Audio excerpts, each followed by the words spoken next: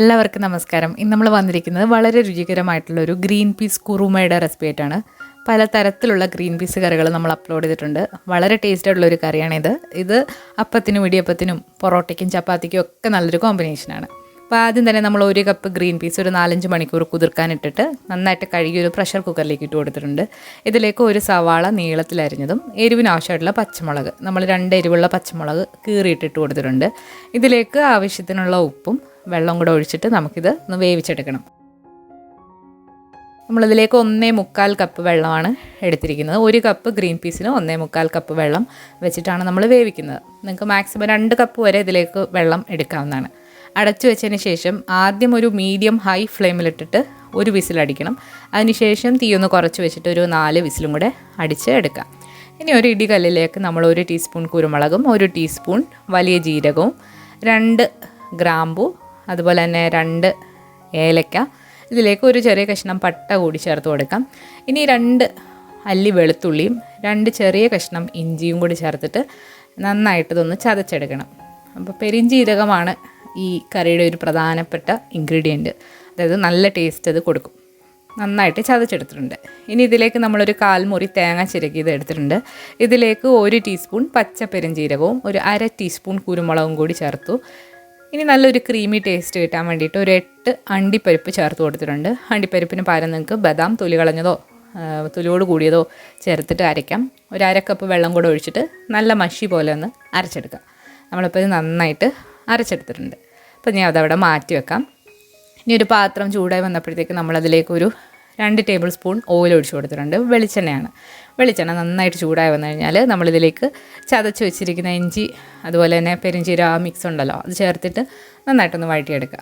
ഇതിലേക്ക് കുറച്ച് കറിവേപ്പിലയും കൂടി ഇട്ട് കൊടുക്കാം. നമ്മൾ കടുക് അവസാനമാണ് താളിക്കുന്നത്. ഇപ്പോൾ നമ്മൾ എണ്ണയിലാണ് എല്ലാം വഴറ്റിയെടുക്കുന്നത്. കറിവേപ്പിലയും കൂടെ ചേർത്ത് കൊടുത്തു. ഇനി നമ്മളിതിലേക്ക് ഒരു വലിയ സവാള നീളത്തിലരിഞ്ഞതും 1 പച്ചമുളക് കീറിയതും കൂടി ഇട്ടിട്ട് നന്നായിട്ടൊന്ന് വഴറ്റിയെടുക്കാം.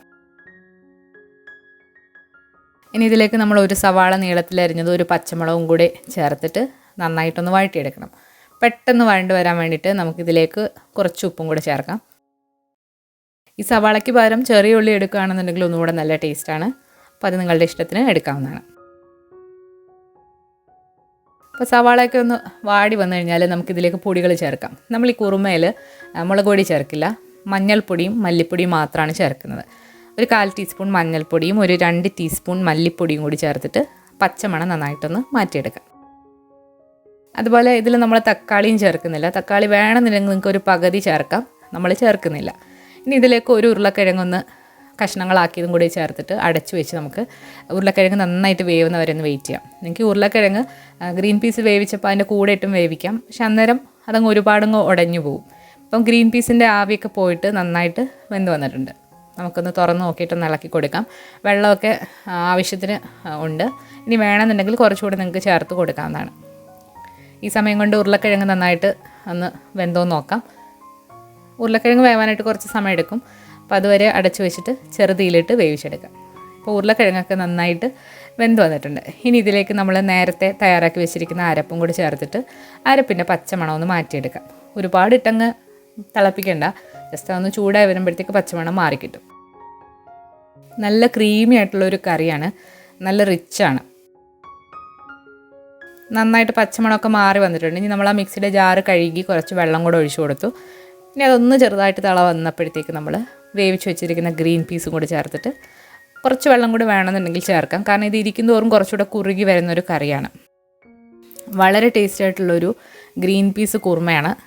അത്യാവശ്യം ഒന്ന് തിളച്ചൊക്കെ വന്നിട്ടുണ്ട്, പച്ചമണമൊക്കെ മാറി നല്ല കുറുകിയ ചാറോട് കൂടിയിട്ടുള്ള വളരെ ടേസ്റ്റി ആയിട്ടുള്ളൊരു കുറുമയാണ്. കാണുമ്പോൾ തന്നെ നിങ്ങൾക്ക് മനസ്സിലാകും. ഇനി ഇതിലേക്ക് എക്സ്ട്രാ ആയിട്ടൊരു ടേസ്റ്റിന് വേണ്ടിയിട്ട് കുറച്ച് മല്ലിയില കൂടി ചേർക്കുന്നുണ്ട്. മല്ലിയിലയുടെ ടേസ്റ്റ് ഇഷ്ടമല്ലാത്തവർ ചേർക്കണം എന്നില്ല, പകരം കുറച്ച് പച്ചക്കറിവേപ്പില ചേർത്താലും മതി.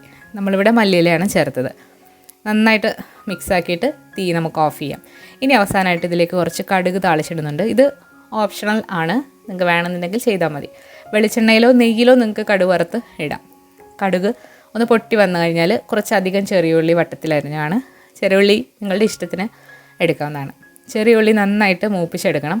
മൂപ്പിച്ചെടുത്തിട്ട് ഇതിലേക്ക് കറിവേപ്പിലയും കൂടി ഇട്ട് കൊടുത്തിട്ട് നമുക്ക് കറിയിലേക്ക് ഒഴിച്ചു കൊടുക്കാം.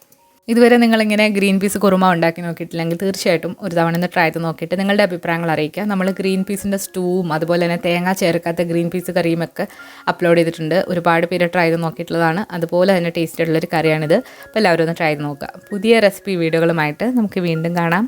താങ്ക്